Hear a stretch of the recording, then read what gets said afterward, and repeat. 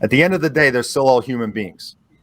And if you can tap into how they think and how their psychology works, I don't care who it is, you're going to have an easier time selling than the typical company that goes in and just sells their products and how great their company is. Welcome, everyone. This is another episode of Talking Clean in a Dirty World. You know, if you're in the cleaning industry, this show is definitely for you. Now, making his first appearance on our show today is going to be Allan Langer. Good afternoon, Allan. Hey, Dave. How are you? Great to be here. Allan is going to be our keynote speaker at the Cleaning Festivals and Rockstar Talks on March the 9th in Tampa, Florida. We'll get more about Allan and the 7 secrets that he's got up here. Geez, always nice to start the show with secrets. Anyway, our next speaker that's going to join us is Mr. Tracy. Don is a consultant for Gym Supply. Welcome to the show, Don. Thanks for having me. Good. Glad to hear that your voice and everything's working right. Barely, but yes, I'm here. Next, we have Javier Cuarta. He is the co-owner of Modern Cleaning Solutions in Tampa Bay, Florida. Good afternoon, Javier. Good afternoon, Dave, everybody. Thanks for having me again. I want to make sure that we got that right at the start so your wife didn't give me any problems. Or, No, you got it. You got it. You nailed it on the head. Yeah, right. I know how to keep on the good side of that equation, right? Yeah. And last on our guest is Bobby Zagers. He's the VP of Sales and Marketing at Gym Supply. Welcome, Bobby. Thank you. Thanks, Dave. And of course, you might know who I am. And if you don't, I'm Dave Thompson. I'm your host today, and also the director of the Academy of Cleaning Excellence. The reason I had Allan come on is because he's going to be our guest speaker here, our keynote at our festival here coming up. I think it's March the 9th over in Tampa Bay. Woo! That's what I have. And, you know, I'm going to throw up your website here, Allan. I know because I kind of want to go to, Don's got his star out. He's a rising star. Oh, my goodness. Every place needs a clown. There it is. Allan, you're the author of the 7 secrets. Let's first of all explain a little bit about this, and then I'll jump back to this. Well, I've been in sales over 25 years, and a lot of it was B2C in-home sales. I sold high-end Andersen windows for 16 or 17 years and was their number one sales rep because I actually stopped listening to the corporate sales training and started figuring out how to sell on my own in a way where you're the salesperson that people want to meet with rather than the salesperson that people hate to meet with. You know, I start my book with a survey that I did. I wrote my entire book in a coffee shop, and I spent 2 weeks asking every single person that walked in. I said, "Can I ask you a question?" They always say yes. I said, "Do you like meeting with or talking with a salesperson?" And I stopped after 260 people. All 260, every single one, said no. It wasn't even like sometimes. All of them were emphatic. Hell no, I hate talking to salespeople. And I started thinking, wow, that's a problem. And we are all salespeople. Javier owns a business. You know, we're all salespeople, and nobody wants to meet with you, even though they have a problem. It's like a necessary evil. So how do you get over that? And that's what I talk about in the 7 secrets. And it's really just about how the human brain works and how we are psychologically, and how to become that salesperson that they enjoy the meeting with, rather than saying, "Oh my God, here's a typical sales guy, and you know, I'll think about it, I'll get back to you," kind of thing. So whenever I look at this, the first thing it says is sales reps have one of the most stressful positions out there. You know, as somebody spent 35 years out there on the street, Allan, I gotta say, wow, yes, sir. And then when you think about all of these different things that we're talking about today, if I don't keep up with what is absolutely the most current thing, it's not relevant to a conversation that people really have. And as we were just talking here, in some cases, we don't even know we have the issue.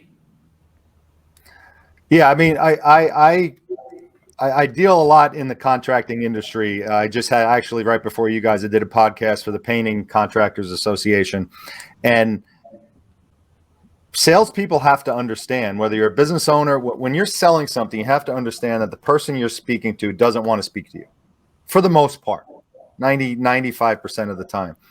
And there's ways to overcome that, to become that salesperson they want to speak to. And one of them is rather than going into the appointment or going into the meeting with, I need to sell this. I need to sell this to hit my numbers. I have to make this sale. All you need to do is just change your mindset. I'm going to meet Dave today and I'm going to help him figure out his problem. And you go to a helping mindset rather than a selling mindset, and you actually will start selling a lot more, because that commission breath, that stress that you're putting on yourself to make the sale goes away, because you're actually saying, I want to help this person. And that's really one of the things you can do to say, you know what, whether I make the sale or not, if I leave here and they had a good appointment and I'm helping them some way, that's all that matters, because that all eventually comes back to you. Mm-hmm. I agree.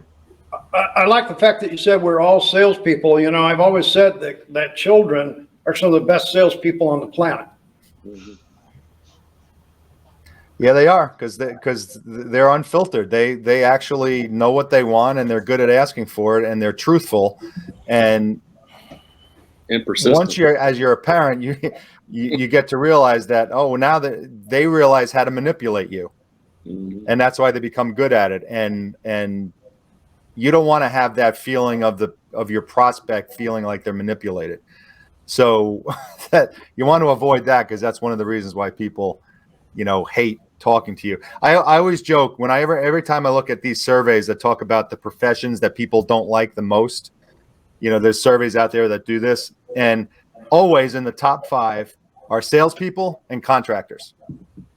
And many of the companies I deal with, or the professions, are like, well, you're both. You're a painting contractor, you're a salesperson, and you're a contractor. You got a double whammy. You're behind 2 8 balls when you walk in that house or when you get into that meeting. So it's the same thing. You guys are contractor type profession, and you got to realize that, let me overcome this hurdle that I'm literally starting the conversation with, and then all of a sudden you separate yourself from everyone else very quickly. Well, I want to give you a little bit of a sneak peek right here, Allan, so you kind of have an idea of what the cleaning people talk about rather than the painter people when you come over and see us in March. Yep. Yeah, this has been great. And you know what? Everyone sells something at some point. And you guys are in front of, you're probably in front of a lot more professional, boards and things like that, or companies or owners of companies that need you to come in and clean the building. But at the end of the day, they're still all human beings. And if you can tap into how they think and how their psychology works, I don't care who it is, you're going to have an easier time selling than the typical company that goes in and just sells their products and how great their company is. If you lead with the problem that you solve and not your products and services, you're going to sell a lot more. I'll give you an example. I sold Anderson windows for 17 years, and I never once went in the house and started talking about my windows. I didn't sell the window. I sold the solution to the draft you felt in the back of your neck when you're watching television. I sold the solution to your high energy bills. Oh, how do you do that? Well, let me show you a window.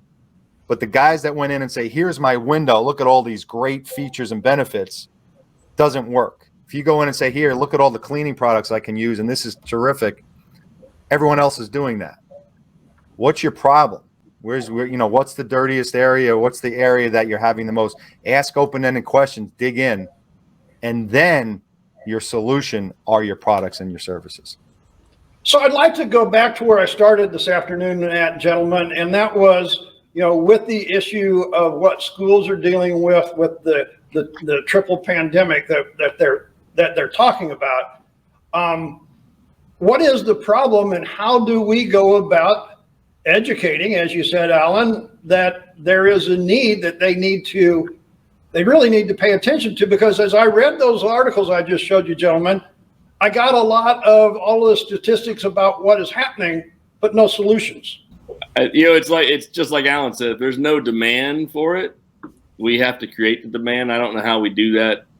Every scenario is going to be different to me. Every door I walk through, I have an idea of what I want to I have my agenda. I just got to find out where they're at in their agenda for the day. At the time, is the timing right, et cetera, et cetera. There's lots of factors going into sales, as all you guys know. That's what sales is about. It's not just, that's why I hated sales teaching techniques and all that. That's just BS.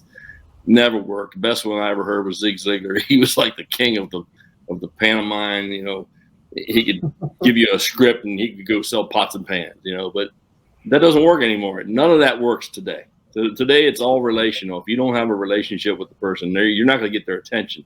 Some of the relationship is knowing ahead of time what the problem is. So research has to take place.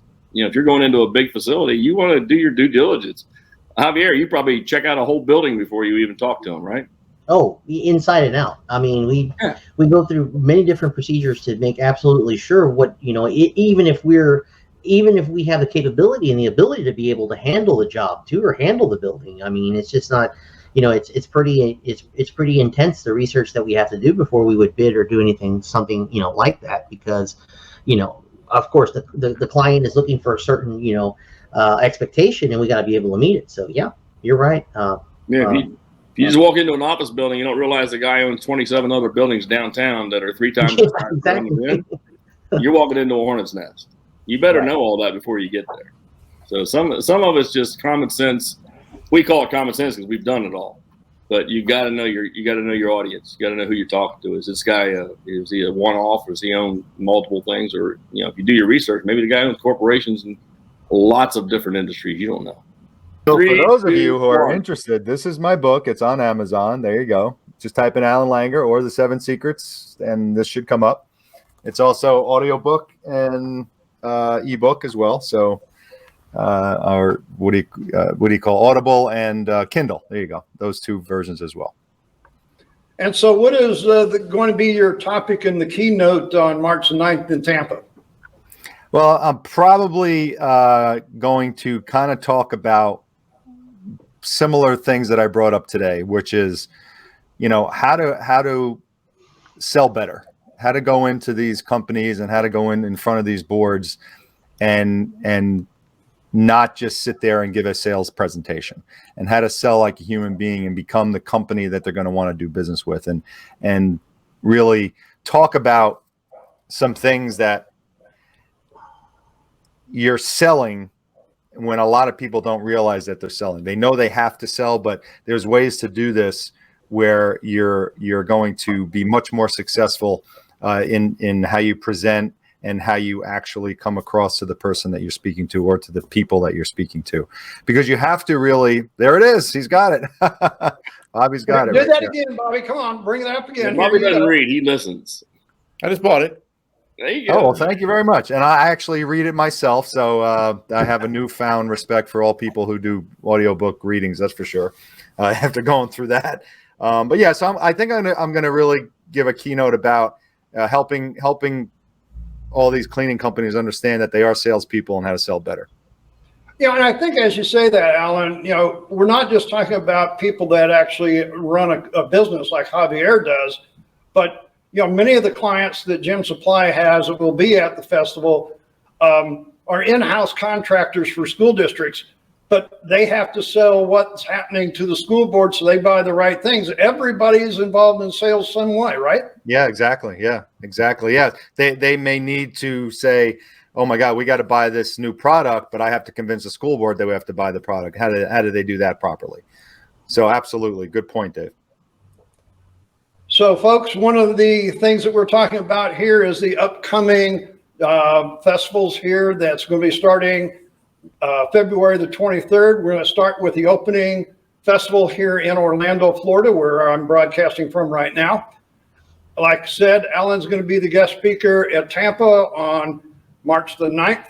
We're then moving over to Lakeland, Florida on March the 23rd, and we'll finish with April the 6th in Ocala, Florida. You know, you can go to the website, and let's see, we'll get that up here. Scrolling along the bottom of the screen right now for you.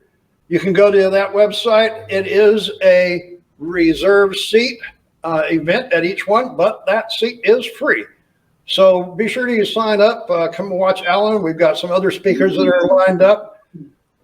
Bobby, you're the guy for, wait a minute, come back here.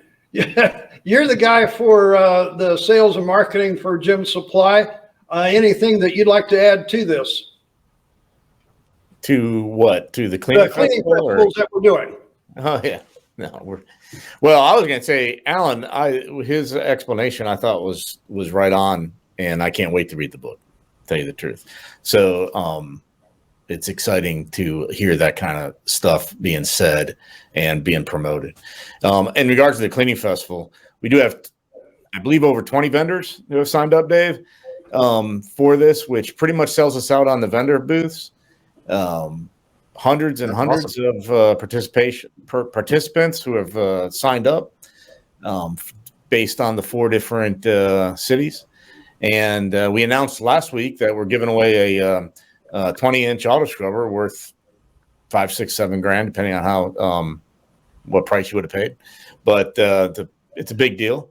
Plus many other giveaways at the event. So we're excited for it. It's going to be a fun time and lots to learn, lots of people to meet and network with. It's just going to be an overall great 4 weeks.